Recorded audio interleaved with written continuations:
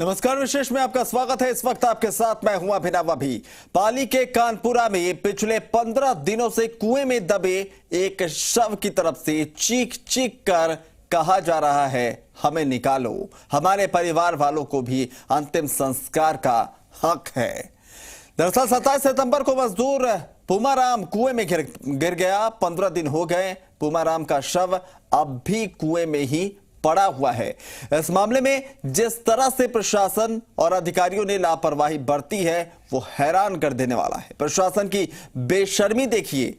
पूमाराम के शव को हमेशा दफन करने के लिए पूरा इंतजाम था। कहा जा रहा है एक पुलिसकर्मी के दबाव में मामले को रफा दफा करने की साजिश थी, लेकिन परिजनों ने मंत्री सालेह मोहम्मद से गुहार लगाई तो कलेक्टर साहब की मुर्दा आत्मा महज एक दिन के लिए जाग गई। 15 दिन बाद तक लापरवाह बना प्रशासन अब एक बार फिर से शव को निकालने में जुटा है। सवाल यह है कि अगर किसी रसूखदार का शव होता तो क्या प्रशासन का रवैया ऐसा ही होता?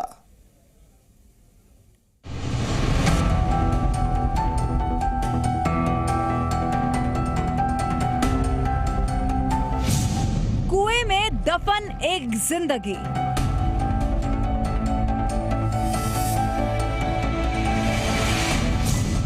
पंद्रह दिन से रो रही मजदूर मूपाराम की आत्मा।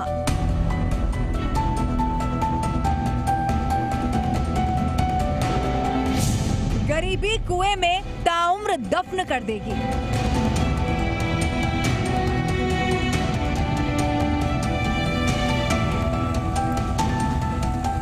पाली के कानपुरा गांव की इस तस्वीर को देखिए। ये कवायद कुएं में दफन मजदूर मूपाराम के शव को निकालने की हो रही है।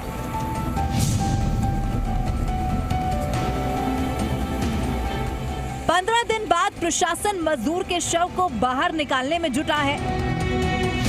एडीएम वीरेंद्र चौधरी के निर्देशन में तकनीकी टीम पहुंची है। कुएं में रेत और रोड़ी डाली जा रही है। धीरे धीरे मशीन से खुदाई कर नया कुआं बनाकर अब शव को निकाला जाएगा। जब हमने कार्य प्रारंभ किया एयर कंप्रेसर वाले से, तो उससे पानी के अंदर इतना ज्यादा एडिशन होने लगा कि परिवार वालों ने कहा कि आप इससे ना करें क्योंकि इससे बॉडी के बिखरने की संभावना है। लेकिन जरा सोचिए, अगर कोई रसूखदार शख्स या उसके परिजन इस कुएं में गिरे होते तो अब तक सारे संसाधन झोंक दिए जाते। प्रशासन की इस लापरवाही और बेशर्मी की ये तस्वीर देखकर कुएं में दफन गरीब मूपाराम की आत्मा भी यही सोच रही होगी कि इस बेशर्मी को देखने से ज्यादा अच्छा है कि वो ताउम्र कुएं में ही दफन रहे। मुफलिसी और गरीबी क्या होती है, उसका दर्द कैसा होता है, आप भी महसूस कीजिए और मूपाराम के परिवार के बारे में जरा सोचिए। ये मशीनें, ये क्रेन और ये कवायद अगर 15 दिन पहले होती तो गरीब मजदूर मूपाराम के शव का परिवार के लोग सम्मान के साथ अंतिम संस्कार कर चुके होते। हम कलेक्टर साहब के पास में 3 बार गुहार लगाने गए और तब जाके उन्होंने कहा कि हम बॉडी बाहर निकालेंगे। एडीएम साहब को हमारे साथ में भेजे और उन्होंने कल जाकर के कार्य दोबारा चालू किया है और वो भी बहुत दिन लगाने के लिए कहा कि 30 से 35 दिन लग जाएंगे। इसके बाद में हम बॉडी को बाहर निकाल पाएंगे। पाली के कानपुरा गांव में 27 सितंबर को कुएं में काम करते वक्त मिट्टी में ढहने से मजदूर मूपाराम कुएं में गिर गया और फिर उसका कभी पता ही नहीं चल सका। 3 दिन तक तो जुगाड़ तंत्र से शव को निकालने की कोशिश हुई। जलदाय विभाग के एक्सीएन ने कुएं में वीडियोग्राफी के आधार पर रिपोर्ट बना दी कि शव को बाहर निकालना जोखिम भरा है। आखिर सुमेरपुर उपखंड प्रशासन ने हाथ खड़े कर दिए। सोचिए, घटना के 7 दिन बीत जाने के बाद तक जिला कलेक्टर, एसपी ने मौके पर जाना तक मुनासिब ही नहीं समझा। रिपोर्ट आई, उसके बाद यही सिचुएशन सामने आ रही है कि टिल नाउ आज की डेट में अगर हम किसी आदमी को उस कुएं के अंदर उतारते हैं तो वो खतरे से कम नहीं है। तो इसीलिए हम इसी के ऊपर अभी थोड़ा सा स्टॉप लगा के बैठे हैं। जिला प्रभारी मंत्री सालेह मोहम्मद जब पाली पहुंचे और परिजनों ने सालेह मोहम्मद के सामने शव को निकालने की गुहार लगाई तो वो खुद सुनकर अवाक रह गए। देखिए मंत्री सालेह मोहम्मद ने क्या कुछ कहा। ये बहुत ही गलत बात है। अगर किसी प्रभावशाली का शव होता तो अब तक सब कुछ हो जाता, मगर गरीब के लिए प्रशासन ने आस ही छोड़ दी। वे इस मामले को सरकार के समक्ष रखेंगे ताकि शव को बाहर निकालकर उनका सम्मान पूर्वक अंतिम संस्कार कराया जा सके।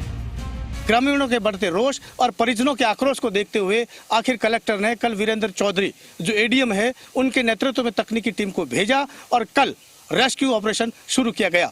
लेकिन एक सवाल यहाँ भी ये हो रहा है कि एडीएम से जिस प्रकार से बात हुई, उन्होंने कहा कि समय निश्चित नहीं है, 30 दिन से 35 दिन तक भी लग सकता है। बताया जा रहा है कि बिना अनुमति कुएं को गहरा करवाकर निर्माण करवा रहे थे पुलिसकर्मी। हादसे के बाद उसके प्रभाव में कोई कार्रवाई नहीं हुई, तो फिर ऐसे में सवाल उठ रहा है कि क्या प्रशासन सिर्फ रसूखदारों की सुनेगा, गरीब की कोई सुनवाई नहीं होगी? क्या पुलिसकर्मी के दबाव में कार्रवाई नहीं हुई? 15 दिन बाद प्रशासन हाथ पर हाथ रखकर क्यों सोया रहा? जलदाय विभाग की रिपोर्ट की सच्चाई क्या है? रिपोर्ट में शव को निकालना जोखिम भरा क्यों बताया? सुमेरपुर उपखंड प्रशासन ने पहले हाथ क्यों खड़े कर दिए? घटना के 7 दिन तक कलेक्टर, एसपी ने मौके पर जाना मुनासिब नहीं समझा।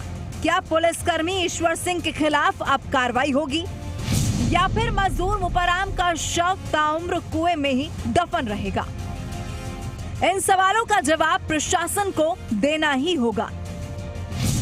सुभाष रोशीवाल, जी मीडिया, पाली।